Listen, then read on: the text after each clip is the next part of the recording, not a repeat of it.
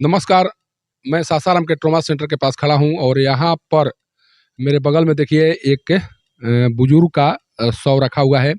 ये बुजुर्ग का शव है और इस शव के बारे में बताया जा रहा है कि इस बुजुर्ग को 65 वर्षीय बुजुर्ग को उनके परिजनों के द्वारा सुबह करीब 11 बजे इलाज के लिए सासाराम के ट्रॉमा सेंटर में भर्ती कराया गया था।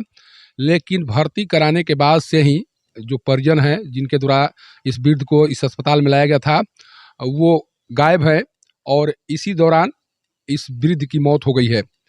करीब 11 बजे इस वृद्ध को भर्ती कराया गया था और भर्ती के कुछ ही देर बाद इनकी मौत हो जाती है।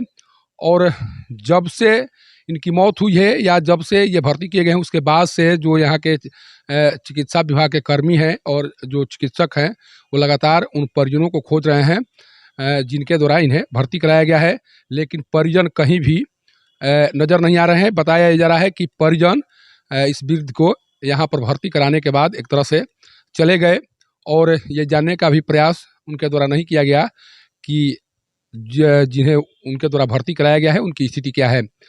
जो पता लिखाया गया है यहाँ पर ट्रॉमा सेंटर में भर्ती कराने के समय में जो पता लिखाया गया है उस पता के अनुसार यह जो बुजुर्ग हैं उस पर्ची में इनका पता करहगर थाना के रामपुर नरेश गांव अंकित है। और उसी आधार पर जो यहाँ के कर्मी हैं उनके द्वारा बताया जा रहा है कि ये वहाँ से लाए गए थे। सुबह के करीब 11 बजे इन्हें यहाँ पर भर्ती कराया गया था और जो भी इनको लाए थे उनके द्वारा बताया गया था कि कल ये छत से गिर गए थे और गिरने के बाद इन्हें चोट आई थी और उसी के लिए यहाँ पर इन्हें लाया गया था इलाज कराने के लिए। लेकिन इलाज के क्रम में ही ये परिजन जो चले गए। अब पुलिस यहाँ पहुँच चुकी है, जो नगर थाना की पुलिस है वो यहाँ पहुँची हुई है और उनके द्वारा आगे की प्रक्रिया की जा रही है। लेकिन सबसे बड़ा सवाल यही है कि देखिए ये नगर थाना की पुलिस है जो जानकारी मिलने के बाद यहाँ पर सदर अस्पताल पहुँची हुई है और जो आगे की प्रक्रिया है उसकी तैयारी पुलिस के द्वारा की जा रही है। लेकिन सबसे बड़ा सवाल यही है कि आखिर परिजनों के द्वारा इस बुजुर्ग को अस्पताल में भर्ती कराने के बाद क्यों छोड़ दिया गया, क्यों परिजन यहाँ से चले गए जब इन्हें एक तरह से मरना ही था। मरना इसलिए मैं कह रहा हूँ कि जब कोई व्यक्ति किसी बुजुर्ग को भर्ती कराता है तो कम से कम उसकी जिम्मेदारी होनी चाहिए कि जिनका इलाज चल रहा